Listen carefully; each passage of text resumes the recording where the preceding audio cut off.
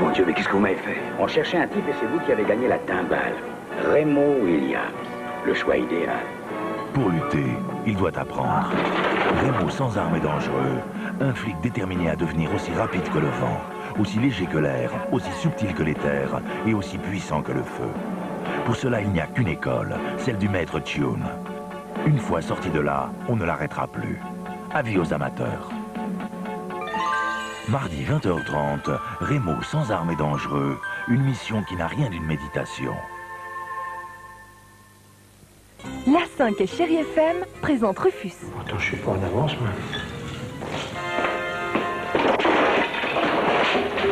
C'est pas moi, c'est le chat. Ah, regarde. Minou. Oh non. T'as faim, toi? Et si on allait à l'Olympia? Voir un truc rigolo. 29, 30 et 31 janvier, Rufus laisse la baraque à l'Olympia.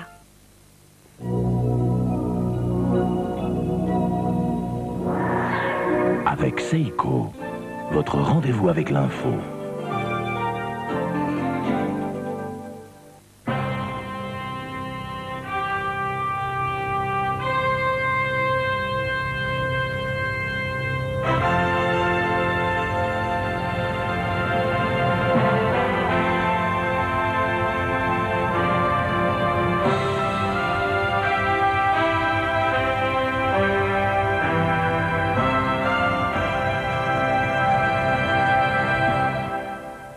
La tempête sur les îles britanniques a fait au moins 28 morts. Les vents ont atteint par endroits 160 km/h.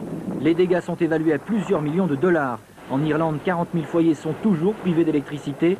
Dans le pays de Galles, les services de secours ont cessé les recherches pour tenter de retrouver 6 marins disparus lors du naufrage d'un cargo maltais. Toujours dans le pays de Galles, un garçon de 13 ans a été tué par la chute d'un mur, tandis qu'à Brighton, un couple a été emporté par une lame. En France, la situation est moins catastrophique. Les inondations tendent à se stabiliser, la décrue est générale dans l'est du pays. Dans les Ardennes, le niveau de la Meuse a commencé à baisser, mais de nombreux quartiers sont toujours inondés. La plupart des axes routiers sont à nouveau praticables. À Paris, le niveau de la Seine est stationnaire. La côte du fleuve atteint les 3,30 mètres quai de Tournelle, mais les voies sur berge rive gauche restent fermées à la circulation. Sombre perspective à 3 jours de la rencontre Baker-Aziz à Genève. Saddam Hussein a réaffirmé hier son refus de se retirer du Koweït, condition sine qua non posée la veille par George Bush. Dans un discours national diffusé en direct pour le 70e anniversaire de la création de l'armée irakienne, le chef de Bagdad a déclaré « Une grande bataille a déjà commencé, la cause à défendre est sacrée, elle mérite des sacrifices. Le peuple irakien a été choisi par Dieu pour lutter contre la tyrannie américaine. » Quant aux négociations, Saddam Hussein persiste à lier tout règlement de la crise du Golfe à la résolution de la question palestinienne. Sur le front européen, c'est aussi le dialogue de sourds. Bagdad a décliné l'invitation de la CE de Tarek Aziz à Luxembourg. Les 12 demandent au gouvernement irakien de reconsidérer sa position. Nous avons dit que nous maintenons notre offre. En tant que président en exercice du Conseil, je ne suis pas habilité à changer le mandat que j'ai reçu. Le mandat est d'adresser une invitation à Tarek Aziz de venir à Luxembourg. Il a refusé. Nous maintenons notre offre et nous en restons là pour le moment. Le Premier ministre israélien Yitzhak Shamir a déclaré hier soir qu'il était prêt à recevoir à Jérusalem tous les dirigeants des pays arabes pour discuter de la paix. Mais il a refusé une nouvelle fois tout lien entre la crise du Golfe et le conflit israélo-palestinien.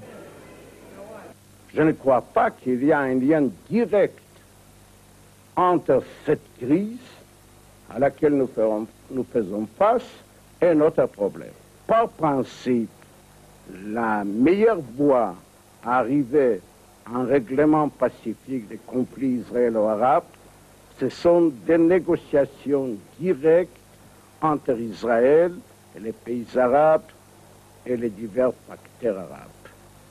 On peut parler aussi avec les autres, mais tout d'abord, il faut parler, il faut avoir des négociations directes avec ses partenaires directs. Vous êtes prêt à dire à Saddam Hussein, faisons la paix, venez à Jérusalem comme le président Sadat? Venez avec tout, c'est-à-dire je voudrais recevoir à Jérusalem tous les leaders des pays arabes. s'ils veulent parler de la paix entre Israël et le monde arabe. En Somalie, les opérations d'évacuation sont interrompues. De violents combats ont repris dans la capitale. Les maquisards affrontent les forces loyalistes à coups de mortier et de mitrailleuses lourdes. Une offensive lancée contre l'aéroport de Mogadiscio. En une semaine, le bilan des victimes est très lourd. Au moins 2000 morts et 4000 blessés. Mais aucun étranger ne figure au nombre des victimes. Le président Siad Barré laisse entendre qu'il pourrait quitter le pouvoir et se dit prêt à engager les pourparlers de paix. Mais les rebelles de l'USC rejettent toute négociation. Coupe du monde de ski, l'Autrichien Günther Mader remporte le supergéant de Garmisch-Partenkirchen devant le Suisse Frank Heinzer et le Luxembourgeois Girardelli. Le Français Franck Picard, dossard numéro 1, a été disqualifié pour avoir manqué une porte. Chez les dames, l'Allemande Katrin Guttensohn a ajouté à son palmarès une 8e victoire en descente à Bad Klein-Kirchheim. Malgré un début de parcours hésitant, Guttensohn n'a pas fait de détails. 30 centièmes d'avance sur l'espoir autrichienne Sabine Gittner et 59 sur la Suissesse Chantal Bournissen.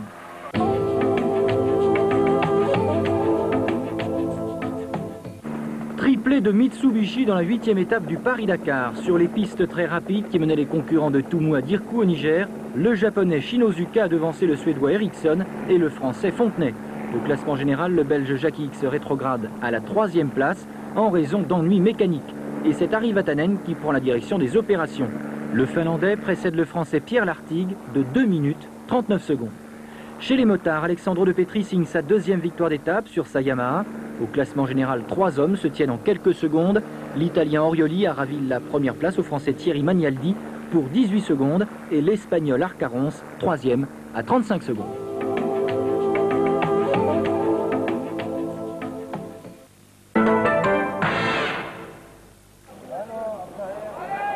Non, nous ne sommes pas à Saint-Cloud pour l'arrivée du tiercé, mais à Beyrouth, au Liban. Après 15 ans de guerre, 7000 Beyrouthins, musulmans et chrétiens confondus, ont assisté hier à la première course hippique dans la capitale depuis 85. C'est un étalon blanc qui l'a emporté avec près de 5 longueurs d'avance sur ses poursuivants. Vos prochains rendez-vous avec l'information, 6h, 7h15 le journal permanent de Jeff Wittenberg, 12h45, 13h30 le journal de la mi-journée de Gilles Schneider, à 20h Guillaume Durand. Je cède la place à notre sublime Valérie Brokis pour les dernières informations. Excellente semaine sur la 5. «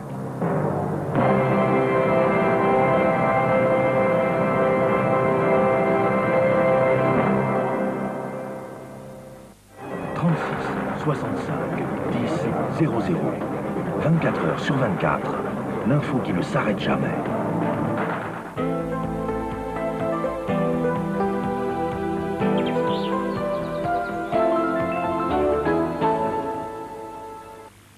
Un nouveau front pluvieux traverse le pays d'ouest en est et se situera ce matin de l'Alsace-Lorraine au sud de l'Aquitaine avec chute de neige sur le massif alpin au-dessus de 1800 mètres. Le sud-est et la Corse seront épargnés tandis qu'à l'arrière de la perturbation, on peut s'attendre à quelques éclaircies. Les vents resteront soutenus dans le nord et sur l'Atlantique. Dans l'après-midi, ils faibliront un peu partout excepté sur les côtes de la Manche. Le ciel restera pluvieux sur les Alpes et la Provence-Côte d'Azur, couvert sur le Languedoc-Roussillon. Quelques timides rayons de soleil pour les autres régions et ce avant l'arrivée d'une perturbation qui abordera la mer du Nord en fin de journée. Center Park, une oasis de détente toute l'année en France.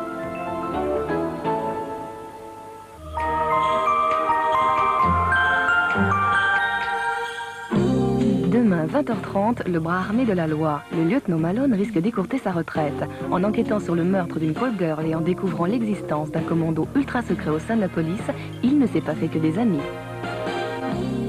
Mardi, 20h30, Remo, sans armes et dangereux. Avant de maîtriser l'art du Sinanju, le flic new-yorkais va devoir subir un entraînement draconien. Que ne ferait-il pas pour mener à bien la mission exigée par la Maison-Blanche? Mercredi 20h30, histoire vraie, un mannequin sur mesure. Peut-on transformer un cow-boy en mannequin? Pas sûr. Du fric des photographes de John Collins, il en a assez. Il préférerait s'offrir un rodéo plus paisible à travers les plaines du Nevada. Jeudi 20h30, Max et les ferrailleurs. Le flic Michel Piccoli n'a qu'une idée en tête. Faire ami-ami avec une vieille crapule pour faire tomber le coupable. Mais au milieu des pare-chocs emboutis, surgit une femme, Romy Schneider. Demain soir, le bras armé de la loi. Mardi, Remo sans armes et dangereux. Mercredi, un mannequin sur mesure suivi d'un débat tout pour séduire. Jeudi, Max et les ferrailleurs. Demain soir, le bras armé de la loi. Le lieutenant Malone enquête.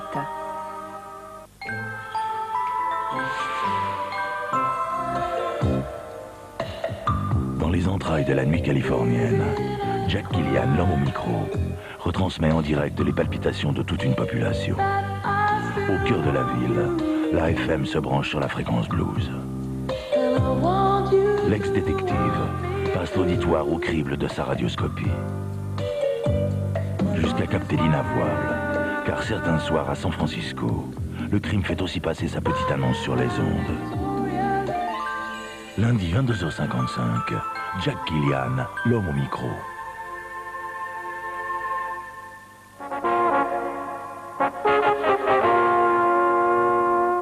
Rupture du système monétaire.